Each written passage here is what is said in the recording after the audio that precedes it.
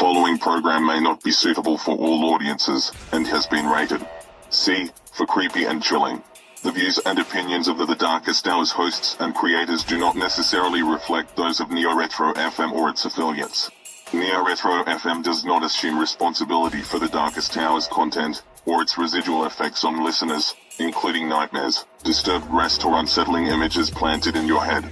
The time to change the station or leave has now come and gone. And now, we present The Darkest Tower with your host Amanda Jane, here on Neo Retro FM. Before there's hope for tomorrow, we embark on the darkest hour.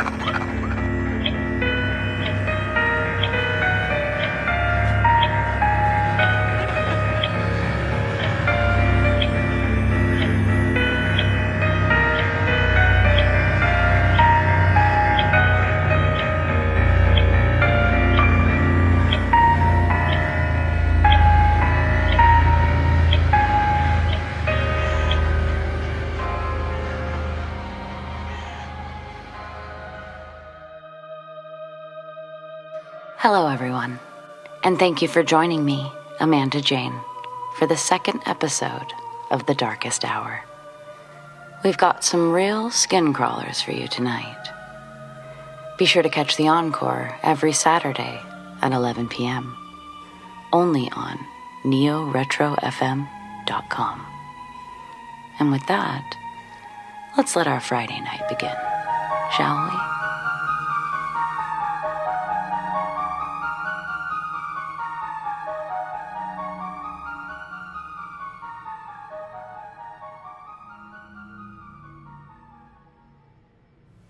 This happened 2 years ago when I was still living with my parents. I love my parents, but they can be slightly overbearing, and frequently I found myself wanting or needing to get away, just to have time to myself. I had been hanging out with a friend, and after I had dropped him off, I drove to the graveyard. I'd go there a lot to enjoy the silence, day or night. But this night, I had kind of a creepy feeling when I pulled in and ended up heading home instead.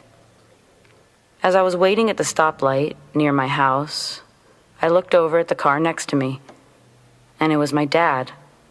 He had a very tired look on his face. He seemed sad.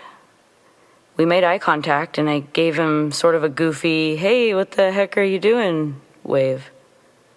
He just looked at me. I was wondering why he didn't wave at me or act like he actually saw me. I also wondered why he didn't have his hat on.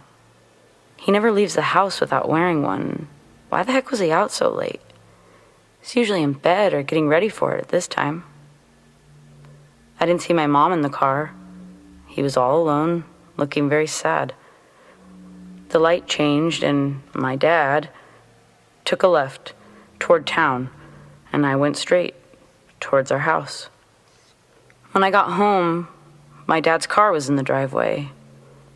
"That's literally not possible," I said out loud to myself. I walked in. He and my mom were in the living room with the TV on. I just stood there staring. They asked me what I was doing, so I told them what I saw. They said they had never left. They had been there all night. My dad joked that maybe I'd seen a dream version of him, since before I walked in, he was sleeping in his chair, dreaming about driving to work. My mom told me that she'd also seen someone that looked like my dad in my dad's car in that same area. And when she called him to see why he didn't wave at her, he told her that he wasn't even in town yet and was just leaving work. It wasn't him.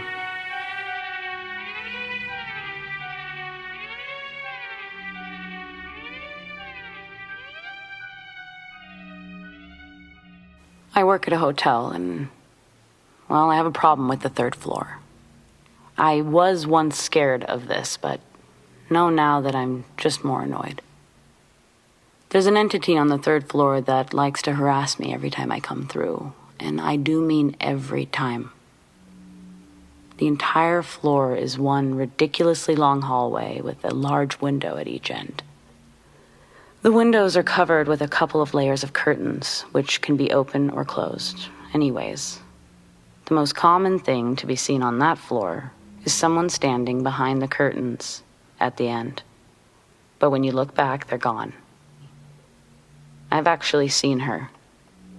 She wears a white nightgown and likes to sit in a chair and impatiently watch while the housekeepers clean the rooms. She likes to mess with me. She slams drawers when I walk by and slams into the ice machines.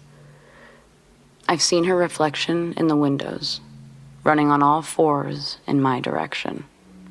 She sets off the fire alarms, and I have this feeling she does it when she thinks I'm being lazy or wants to just mess with me. I don't really have a problem, but I'm pretty annoyed with the ghost on the third floor.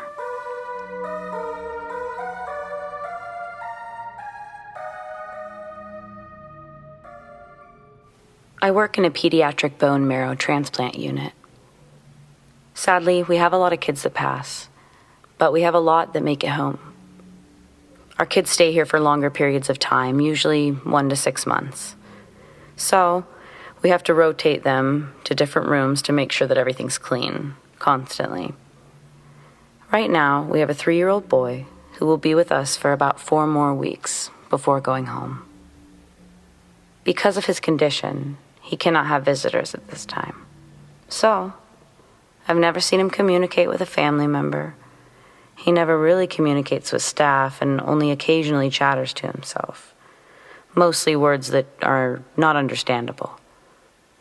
About a week ago, we moved him to a room where a little girl had recently passed, and we started noticing him talking a lot more, and talking to different places in the room, staring and nodding when he was alone.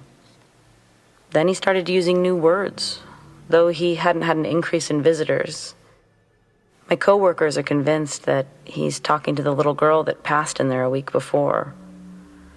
And though I'm a pretty skeptical person, I still get the chills when I walk by and see him talking to himself.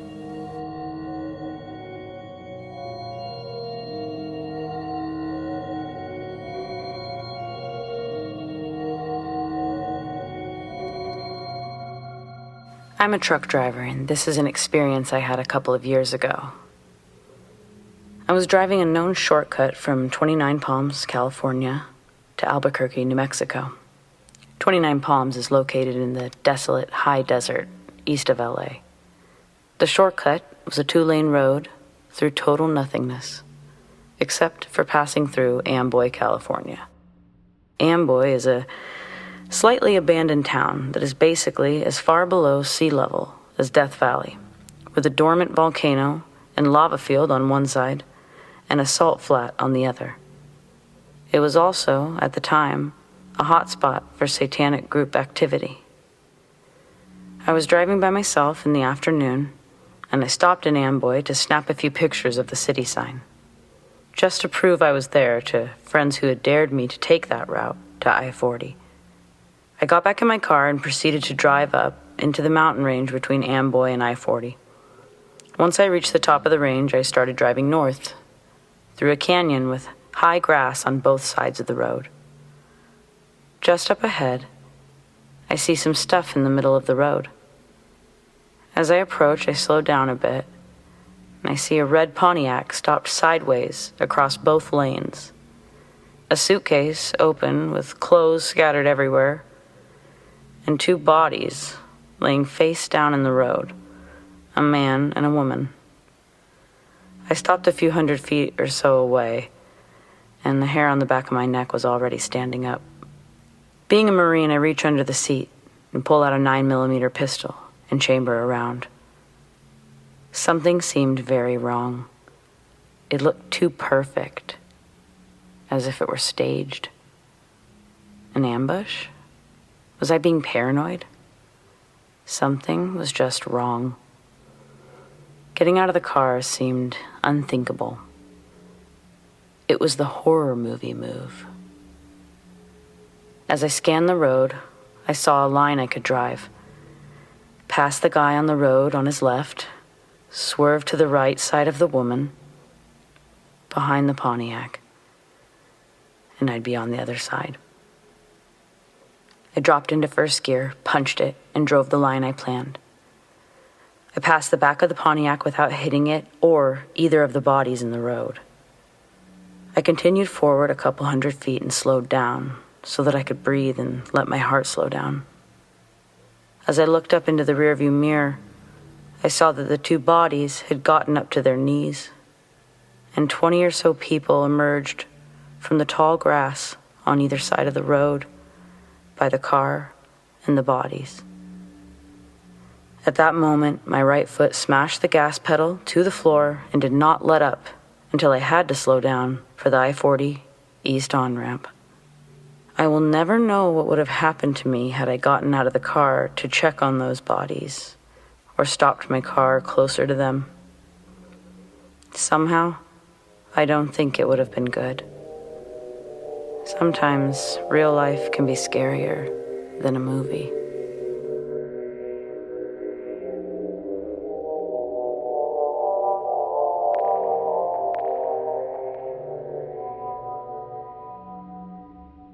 This happened to me about a year ago. I had been on the phone with my then boyfriend, and he had said something that made me think he was, well, not a nice person. I told him that if he wanted to talk to me, and he knew anything about me, he knew where to find me. So, I hung up, got in my car, and I drove to the park. The sun was kind of down below the tree line, but it wasn't fully dark when I had pulled into the parking lot. I thought it was weird that there were two cars pulled side by side, talking to each other. When I got out, the guy in the truck just stared at me in a horrible way. You know, when someone just looks at you like they're looking through you, as if you don't exist. I thought, well, that's weird. It's late and no one's ever here. And then I thought, whatever, they're leaving. I don't care. I have my own problems. I only took my keys with me because I didn't want to bring a whole purse. I headed across the field, which you had to cross to get to the woods, because there was no real trail. I was taking my time, calming down, and I realized that it got really quiet. I didn't hear birds or squirrels anymore. I just heard something big moving in the woods. I thought to myself, maybe it's a dog. And then I heard the voices. The first voice, it's a male voice, and he said, "I know I saw her go in this way. She couldn't have gotten that far." Then the second voice comes, and it's quieter. And it says, "Shh, she'll hear you." Okay, so there's two men in the woods, and they're looking for something, obviously. And I kept thinking, it must be their dog. They just lost their dog. And then I thought, they wouldn't try to sneak up on it. I stood there frozen because that's the kind of person I am. I could hear them getting closer to me, but I couldn't do anything. I just stood there, waiting for them to get to me. But then I heard this other voice, distorted like if you heard somebody talking through a closed door or underwater. You could understand what they were saying, but the voice wasn't right. It wasn't in my head because it had volume and pitch, echo. I could almost feel where it was coming from. It was behind me and a little above me, like taller than me. It just said, "Go to the river now." I don't know which was more scary to me, this disembodied voice or people, men in the woods. I listened to the voice because I really didn't have any other options. I took off toward the river. I made a ton of noise because I was just going so fast. And the voice came back and said, "No, quietly." I got to the river and jumped down the embankment. I squished myself against it, squeezing down into the smallest, tightest ball that I could. The voice kept telling me to stay, and I just sat there, hoping that whoever was in the woods was going to leave and I wasn't having some kind of breakdown. I kept hearing them moving through the woods, and I could tell that they had split off. As I sat there, the voice kept telling me to stay and quiet. Stay and be quiet. Over and over again, like it was trying to comfort me. I could hear what sounded like someone was right above me, and if I leaned out, they could see me. But I just had to look. I just tilted my head up a tiny bit, and I could see the tips of construction boots hanging over the edge. And I could see, hanging next to him, a dirty old rope, just swinging next to him, swinging. I don't think I even thought anything. I was so scared I just tried to not even breathe. Felt like hours, but I know it couldn't have been that long. The voice was even completely silent at this time. There was nothing but me hearing this man breathing. He started to walk away at some point. The voice came back, telling me to wait. So I waited. Finally, the voice said, "Go now to the field. Go now." It started screaming this. It was screaming at me so loud, so I ran through the woods and just got out to the field, far, far from the cars and the street. It was getting dark and I could see the parking lot, but it was so far away. I'm running and I start hearing footsteps running. And first, they're further away, but they're so much faster than I am, barreling after me. And there was nothing. I fully expected to see at least one of the two men, but it was silent. The only thing I could think was that the footsteps must have belonged to the voice. And I hear it again, screaming at the top of its lungs that I need to run right now. And the footsteps come back, and they're in pace with me, running next to me through the field. I had 1,000 crazy thoughts because none of this made any sense. Finally, I got to my car, and I see both cars were parked in different places with nobody in them.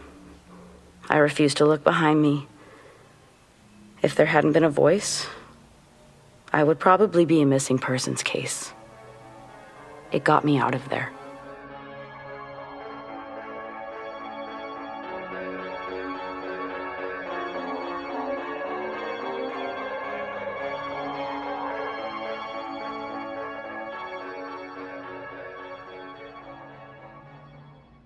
This incident occurred about 13 years ago when I was 15. At the time, several strange things were happening, which I believed had to do with a seance my friend and I had played around with. Nothing much exciting happened during the seance, and to be honest, I thought my friend was pushing the glass and never thought much of it. Until I began waking up at 3:15 a.m. every morning with a genuine sensation of total terror. I would lie awake in my bed with the covers over my head as I had a strange sensation of being watched and was afraid of what was in the room with me. I would lie there like that until the sun came up. I was always terrified of looking in a certain direction, and upon inspection of that area of the room, I found the glass which had been used in the seance. This took me by surprise as the glass had been disposed of, so I was certain that the glass was the reason for my sleepless nights.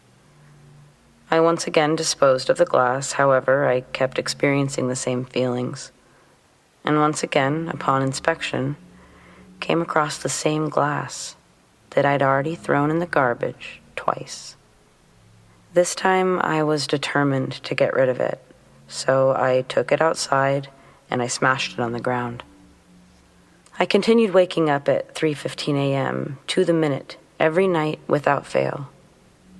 And I started seeing strange dark shadows.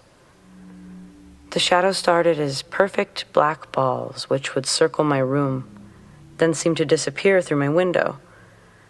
I put this off to paranoia and lack of sleep and simply tried to ignore it, go back to sleep, still with my head under the covers. Other people started noticing the shadow too, And even during normal waking hours, people would say that the end of my house, where my room was, seemed creepy. Gradually, the shadows seemed to get bigger, but I continued to ignore them. Until one night, my family dog woke me again, 3:15 a.m. He was sitting next to my bed, and he was making a crying sound. I figured the dog needed to go out, so I got up and let him outside. As soon as I was back in bed, the dog was at my window, squeaking and carrying on, so I got back up and let him back inside. The dog followed me to my room and once again sat by my bed whimpering. I then took him back outside, and even though he sat at my window still crying, I made him stay out there for a bit, because I didn't want him coming back in and waking me up. I eventually gave in and let the dog back inside. The bathroom light was on, letting light flood the hallway as I walked back to my room, where the dog started growling. I moved closer to the bathroom door so the dog could see that it was me, as I was worried he was just growling at my shadow. I called him up to me as he was still growling and said, "Hey, it's only me, come here. What's the matter?" The dog walked slowly toward me, still growling, and sat next to my leg, growling at something behind me. In a flash, my thoughts raced to, "Oh my God, there's someone in the house," and turned around and started running down the hallway. What I saw was something that has never left my mind, and something no one has ever believed when I've told them. I saw what seemed like a huge bird. It had huge, outstretched wings that could have touched the roof and almost the floor. Its body ended where the wings did, and neither seemed to touch the ground. As it followed me down the hallway, the wings stayed outstretched, and it seemed to glide as it moved. I did notice a small head in between the wings, but no features that I can recall. And the head seemed hooded rather than round, and connected to the body without a neck. The creature seemed more like a shadow than of flesh, and as much as I've tried to put it down to my own shadow, I'm certain that what I experienced and saw was real and could have in no way been my own shadow. I remember mostly the wings and the enormity of them, how it moved as it followed after me until it slipped into another room.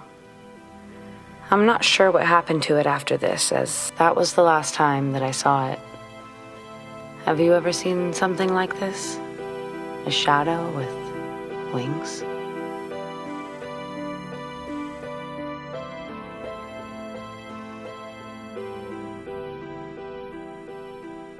This was back in the summer of 1994. I was 19 at the time, and I had just gotten my paycheck after working a bunch of overtime. I was pretty pumped up about having money to blow, so I grabbed my keys, my wallet, headed out without telling anyone.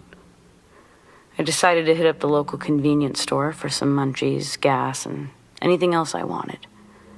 I took my sweet time at the store, and after a long while, I decided to head back home. As I pulled up the driveway, I saw my mom hanging clothes on the line. I got out of the car and started walking to her. When I looked at her, I could see that she was pale and looked dumbfounded. As I got closer, her eyes widened, and just as I went to say something to her, she took off, running into the house. Confused, but also concerned, I ran in after her. I found her standing in the hallway in front of the bathroom door. After a bit of silence, she finally asked me, "How did you..." She stared and continued, "You just went to the bathroom. How did you get..." She trailed off. Finally, I got her to calm down a bit and tell me what was wrong. She was asking me a bunch of questions like, when did I leave? How long was I gone? Did I remember her talking about dinner? I explained that I had been gone for over an hour. I had no idea what she meant about dinner, that I just got back. sort of feeling like she should know this, but also remembering, oh yeah, she's confused. She started to shake a little bit, and I could see goosebumps cover her arms. She told me that supposedly there was another me that she had just been talking with, discussing dinner plans, and that moments before I appeared in the driveway, the other me excused himself to my mom, saying he needed to use the bathroom, and proceeded to walk into the house. I remember that she was very upset about this for a while, and for a long time, if I ever tried to bring it up, my mom would get so pissed, demand that I not talk about it. As of right now, I think she was talking to my doppelganger, and that when I got there, my doppelganger vanished inside the house. I don't know.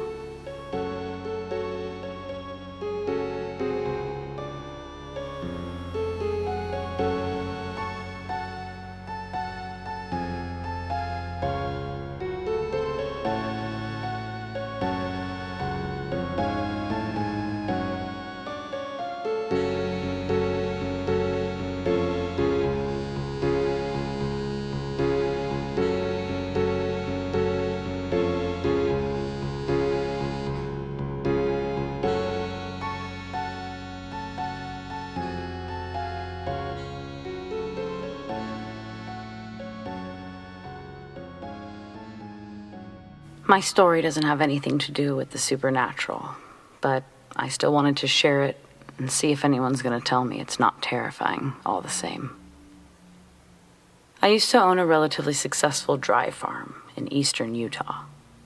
My family had been producing alfalfa hay and corn on this land since 1907. When the business became mine, it was my job to maintain a good relationship with the current dairy farms, but also to find new clients. Keep the business strong. One of these potential opportunities took me all the way to Miami, Florida. I know, I was shocked too, to find out that they have dairy farms in Miami. But lo and behold, right before the bridge that takes you to the neon beach, you'll see cows. This being my first time, not only to Florida, but to anywhere outside of Utah, I decided to stay a couple of extra nights. Miami Vice was my favorite show at the time, so I really looked forward to being a part of the action. I didn't see any high-speed chases or police shootouts, but I did meet the most beautiful woman I'd ever seen while grabbing a drink at the hotel bar. The suit and the tie I was wearing did a good job of hiding the fact that I was a hillbilly hay farmer from Utah. And with a couple sips of confidence nestled in my blood, I approached her table. Long story short, by the end of my Miami business trip, I had convinced her to leave her job, run away with me back to Utah. She didn't mind that I was a hillbilly hay farmer and enjoyed country life as opposed to hustle and bustle of city life. Or so I thought. Until one day, I'm driving down to a storage unit located a couple of acres into our property. As I'm pulling around the back of the shed, I see there's a car parked near the front entrance. I'm automatically on high alert. There shouldn't be anyone driving around on this property. And you need an electronic PIN code to even get into the gated area. Something wasn't right, and I knew it immediately. I slowly pushed my brakes so the gravel didn't crunch under my tires as my truck came to a stop. As I'm sitting there, I think, I don't have my f***ing gun. Of course, the one time I'm actually needing it for protection, and I don't have it. But I do have a yellow crowbar behind the seat and an old police dash cam that I bought at an auction a couple years back. I turn the dash cam on and retrieve the crowbar, and then I slowly pull my door handle until I hear the latch release. I slide out the side, trying not to disrupt the gravel under me. From where I'm standing, I can see that nobody's in the car. I listen for any noise separate from the natural breeze through the branches of the nearby trees. They must be inside the unit. Gripping the crowbar as tight as I can with my left hand, I raise it above my head and turn the door handle with my right. I took a deep breath and burst through the door yelling, "Come out! Who's there?" while simultaneously making a mad dash for the light switch located about 20 paces to my left. I hit the lights, but before I have time to spin back around to face the center of the room, I feel cold metal brush through the back of my hair and press against my skull. A male voice tells me to drop the crowbar and to go sit in the middle of the room. And if I try anything, he'll blow my brains out, and then he'll go for my wife. I felt helpless. I dropped the crowbar, and the metallic crash echoed off the walls. I walked to the center of the room and sat on the dusty concrete floor. When I finally lay eyes on my assailant, he was short and stocky, wearing a gray and white Adidas tracksuit. He looked to be in his mid-40s with a face I didn't recognize. I didn't think I'd ever met this man, and I could now see that the cold metal he tapped my head with was indeed a pistol. And he still had it pointed right at my head as he stood over me. He says, "All right, Hank, I'm gonna make you a proposition. How do you know my name?" "I know a lot more about you than just your name, Hank, and because of this, I decided not to immediately paint the shack with Farmer Hank's brain matter the moment you hopped in that door." I looked at him and said, "Well, what do you want?" He says, "Well, here's the thing, Hank. A while ago, your wife gave me a check for $5,000 to come up here and kill you, then make it look like a suicide. She even forged your signature on a suicide note." Before I could deny that the woman I loved would be capable of such an accusation, he pulls a crumpled letter out of his jacket pocket, hands it to me. He let me sit in wrenching silence as I reread the letter over and over, in hopes that I'd misunderstood the contents each time. But there was no escaping the reality of what I was holding. It was a suicide note, with my name signed at the bottom. When I look back up at the man, he says, "So, before I drove all the way up here to kill you, I did a little research on who you were and thought, maybe I can make this trip a win-win for both of us. Obviously, your wife was holding out on me, seeing as your little farm here makes some serious dough." He then gets into a crouched position to be at my eye level and says, "If you can hand me a check for, let's say, 20,000, poof, you'll never see me again. But if you can't, poof," he says again while mimicking recoil from his gun. Without hesitation, I told the man, "I think my checkbook is at the house or in my truck." The man stands up from his crouched position and tells me, "Let's hope it's in the truck." He gestured with his gun for me to get up, and he followed me out the doors to my truck. When we get to the truck, I frantically look through old fast food wrappers and other random assortments of garbage nested under the driver's seat. I tear apart the glove box and literally almost start crying when I spotted the chrome credit union emblem on my checkbook, shining under the dome light, mixed amongst the matte red of the McDonald's trash. "Found it," I shout. Then I grab one of my many pens that I had tossed around while looking for the checkbook. And when I turn around, he says, "What'd I tell ya? Win-win."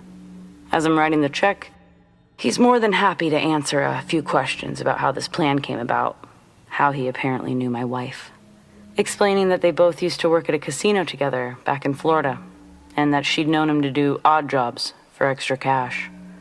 This next part, well, it made me sick, but I guess my new wife was pretty damn smart. This woman managed to create a life insurance policy that, among a lot of other unusual things, included a suicide clause. When he told me this, I paused as I was writing the check. I pretty much signed anything that woman put in front of me, especially right after the wedding. So much paperwork to fill out. So, yeah, this was probably all true. I mean, I trusted my wife, but she told him that she was sick of small farm life, that she wanted to go back to Miami with a lot of money and no me. He tells me to write the check out to what I presume to be a fake name and fake company. He tells me, "Hank, now, when I leave here, don't go calling your bank to have this canceled. A cut of this goes to other people, and if it bounces, well, they'll be the next ones to visit, and they won't give you the sweet deal that I did today." I maintain eye contact, I hand him the check and nod my head, acknowledging his threat. He smiles and says, "Good." Then he walks to his car, gets in, rolls down his window one last time, mimicking the recoil of his gun towards me, before kicking up gravel, peeling out down the dirt road that leads to the exit of my property. When his car was out of view, I hopped in my truck and I just sat there. My head was pounding from the adrenaline headache. What now? What do I do about my wife when I get home? What will my wife do when she sees me walk through those doors? That's when it hit me. My dash cam. It must have recorded the whole conversation I had with the man when I was signing the check. I decided, for obvious reasons, not to go home to call the cops. Instead, I started up my truck and hit the dirt road that exits the farm, until I had made it to our neighbor's farm, a couple miles down.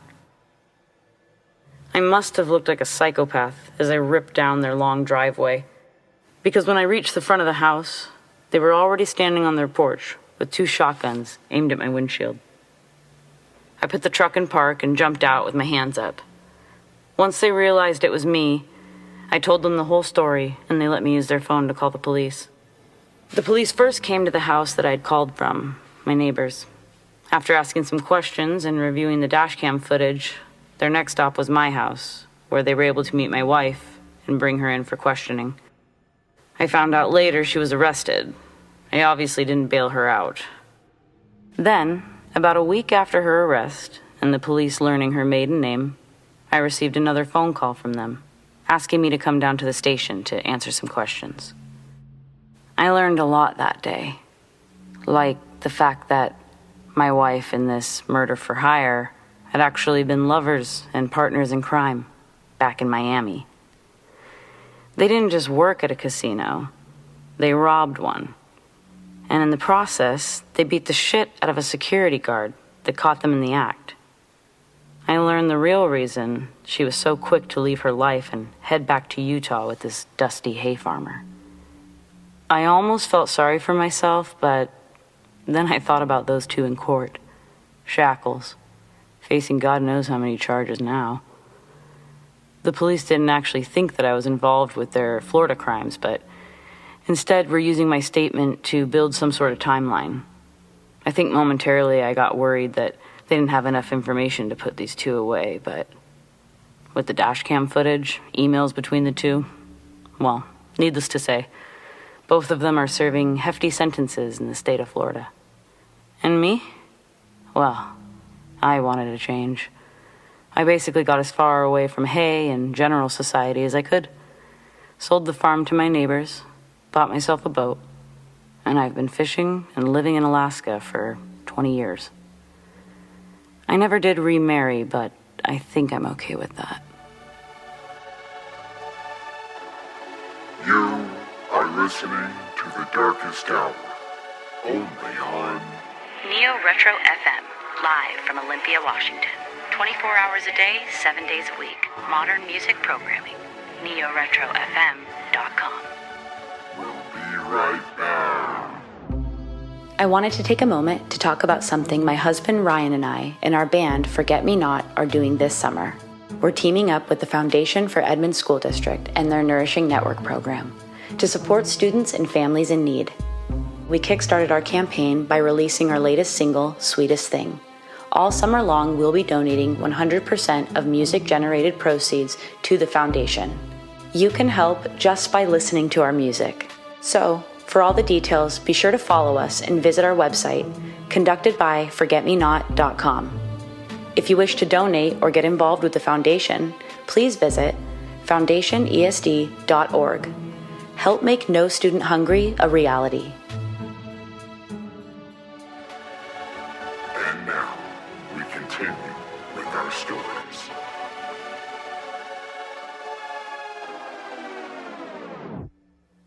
In 2013, my wife and I divorced, and we both moved into separate homes. The divorce went well, and we're still good friends to this day, partly because we have a daughter together. We agreed to split custody over our daughter, and I rented an old house in the historic district, in the city where we live. It was a very pretty home, built in 1935, but kept up very well. I would have my daughter for 2 weeks at a time, and she had a bedroom in the back of the house. She was 3 years old at the time, and I kept noticing her talking to a friend. One day, I found her in a little closet, talking to someone. And I remember her saying that she was talking to another little girl named Betty. I have no idea where she heard the name Betty, as she was only 3 years old, but I just chalked it up to a child's vivid imagination. Keep in mind, I'm a single dad to a little girl. I really have no idea what I'm doing when it comes to dressing, hair, or little girl stuff in general. Her mother's really good at that stuff, but not me. I put my daughter to bed one night after her bath.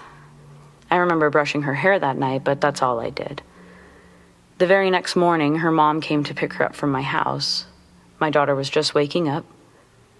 Her mom went back to her bedroom to find that my daughter's hair was fixed in 2 perfect French braids. Her mom was real proud of me at first, seeing I'd done her hair so cute. But I told her that I didn't and couldn't do that. I can't even braid her hair, much less do perfect French braids. We asked our daughter how her hair got fixed, and she told us that Betty had done it during the night. I broke the contract on the rental agreement and moved out within the next month.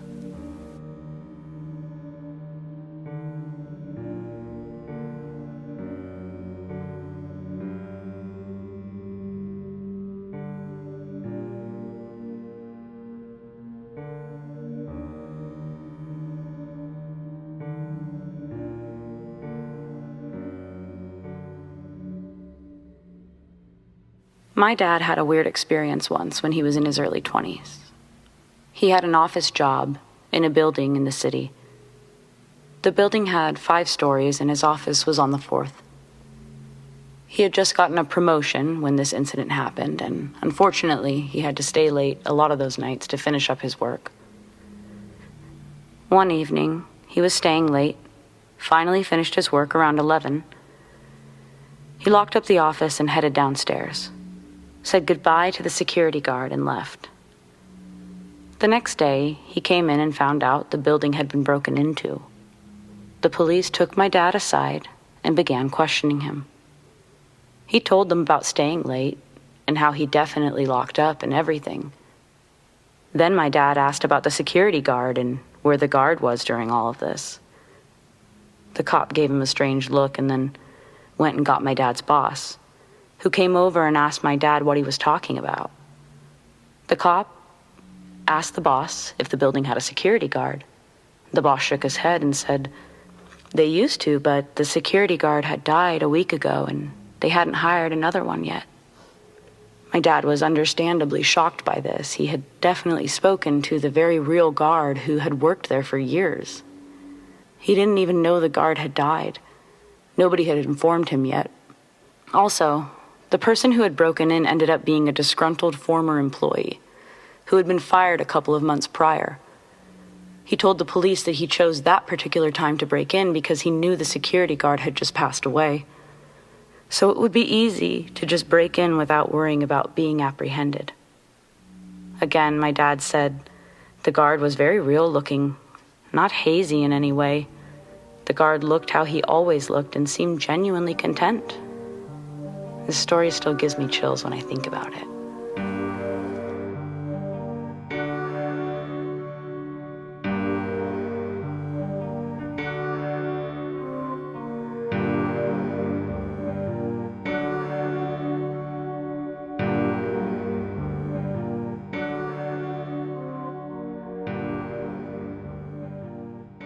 This happened a few years ago, and I never really got any answers or made much of it, but it was scary to me, so. It was at a time when my depression was pretty bad. We had lost our family dog, and, I don't know, teenage angst. We were having an aunt come stay with us, so my mom had asked if I'd be polite, give up my room, and utilize the bonus room for the next couple of nights. The bonus room was on the 1st floor. It was basically the basement. The first night, I turned out all the lights and was getting ready for bed. I remember looking around thinking, it's a little creepy down here in the dark. Glancing over to the TV, wondering if I should turn it on. I closed my eyes, but something told me to open them again. And when I did, I was facing the TV and I could see a face. Not my face. It looked like a mask. I sort of rubbed my eyes and decided that though I was definitely spooked, I was just gonna try to go to sleep. So I ignored it and eventually fell asleep. The second night, I had the TV on and I was watching YouTube. All of a sudden, I heard my mom's voice call my name. I was sure she was sleeping, but I walked over to the stairs and called up to her.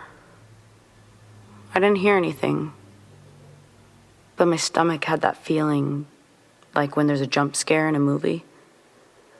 I sort of just stood there, waiting for her to say something again. I didn't hear anything, so I went back to YouTube and eventually fell asleep. The next morning, in the kitchen with my mom, I asked if she had called me last night, if she had needed something. She said no, she had fallen asleep early. I thought maybe it was my aunt. So when I saw her later that day, I asked her the same thing. But she also said no. She didn't call my name. I've only done minimal research on paranormal and things like that, but I do know that these sort of things stopped happening when I started feeling better. So I didn't really do anything like a cleanse, but I definitely felt a shift in energy, even in our home, when I decided to be happier. So if anybody's having experiences like these, I encourage you to talk to somebody. Thanks for letting me share.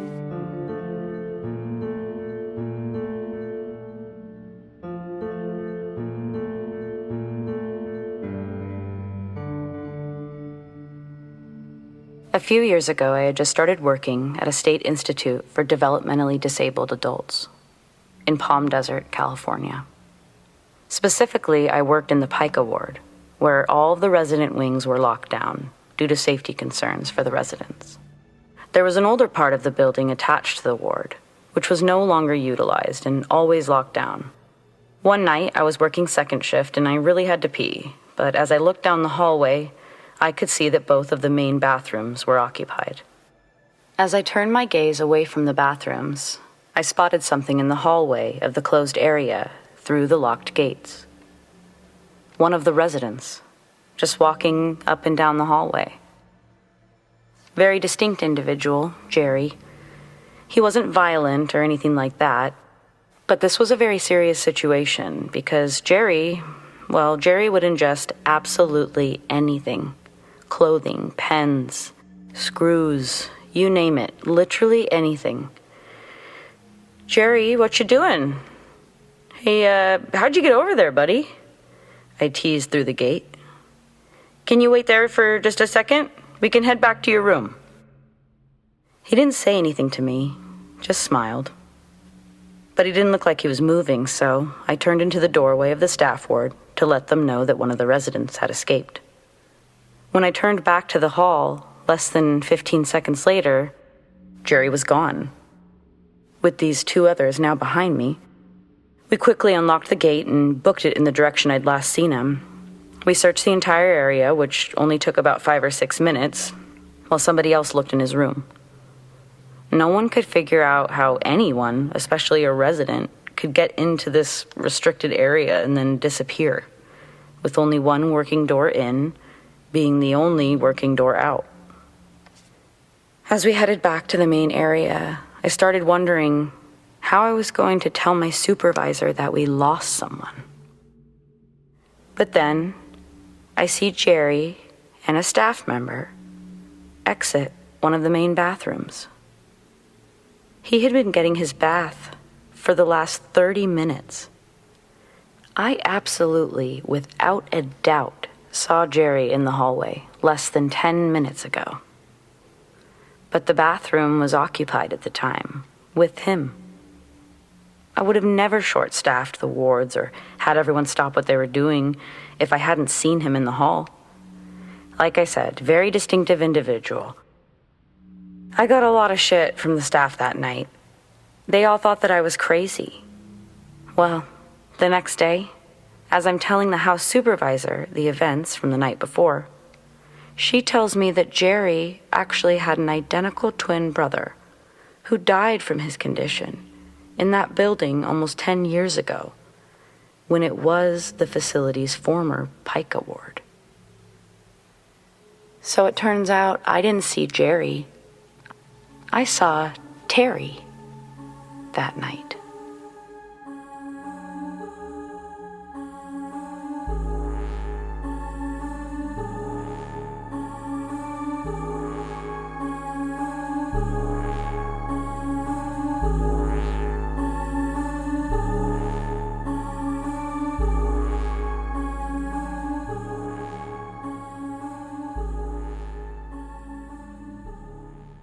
This was an incident that happened about 9 years ago. To this day, I'm still not really sure what happened, but maybe somebody else out there's had a similar experience.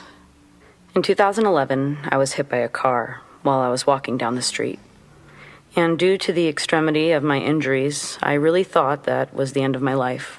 But obviously, I was proven wrong. The night before the accident, I was in my room, on my bed. Suddenly, I heard all 6 strings of my guitar being slowly plucked, one by one.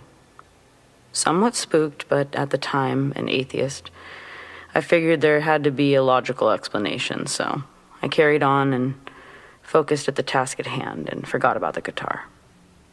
About an hour later, I heard my guitar strings again, but this time it sounded like someone slammed their hand on top of the guitar. I immediately ran to my guitar to look at it and make sure nothing was loose or missing.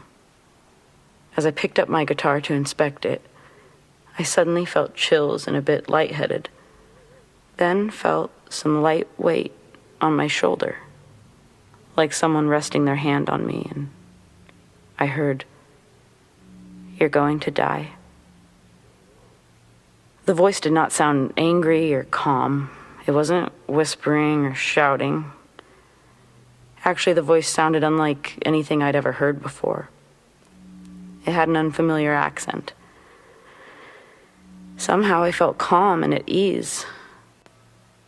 I never thought too much about death or the possibility of an afterlife, but I was somehow calm. And I immediately went to sleep. When I awoke the next morning, I had no recollection of what happened the night before. So I carried on my day like nothing had happened, but the entire day felt sort of off. I have anxiety, so I'm usually on edge.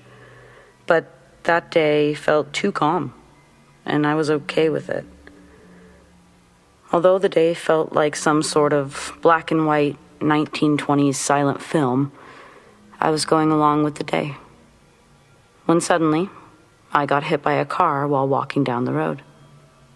And afterwards, in the ambulance, in the hospital, after my discharge, I felt extremely calm for months. I remembered nothing, which I found out was due to PTSD and shock. But as time went on and I remembered the events surrounding the accident, I began remembering the night before, and I can still hear that voice. I have no idea what to make of this encounter, and if I was asleep or not, but it's still interesting that I was forewarned about my near-death experience.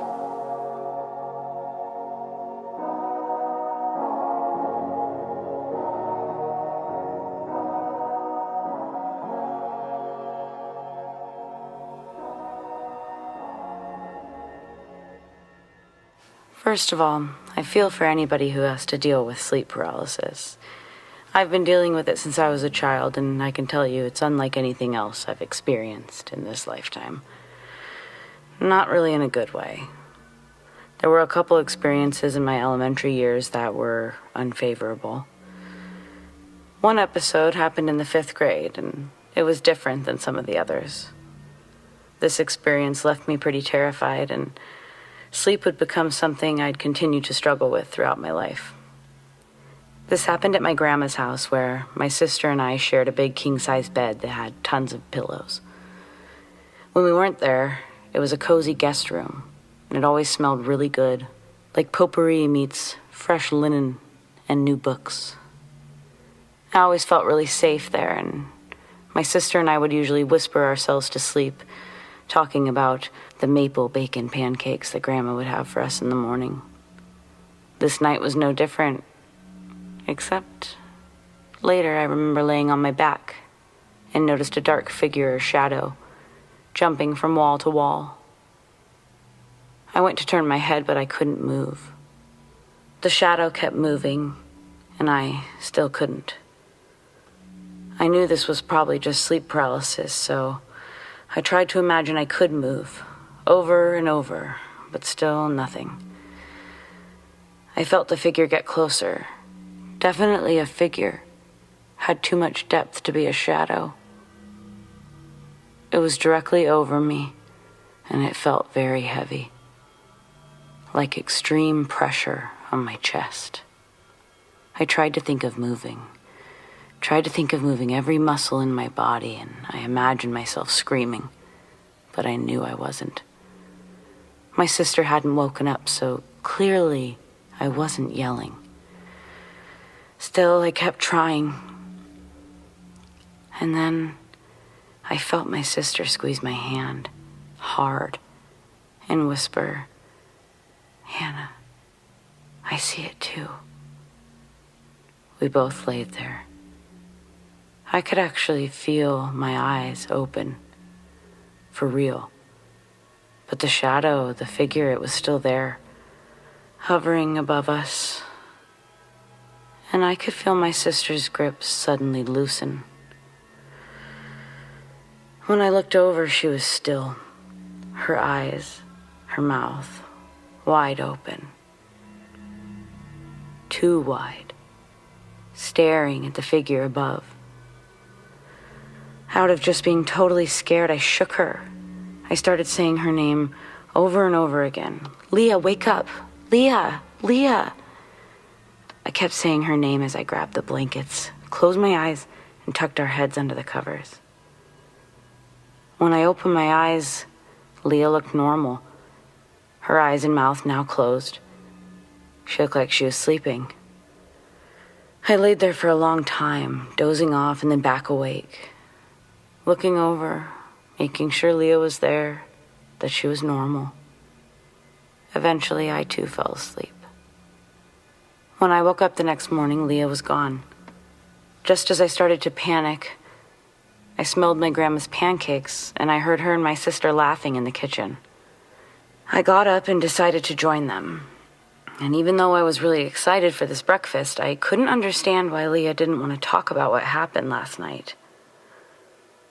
We finished eating, and I told her that I wanted to show her something, and I dragged her outside to the hammock. "Aren't you scared? You looked so scared last night. I was scared. It was scary." She just sort of looked at me, confused. "What are you talking about, Hannah?" I looked at her, and she didn't look like she was messing with me. She genuinely didn't remember. Unfortunately, I was never able to forget.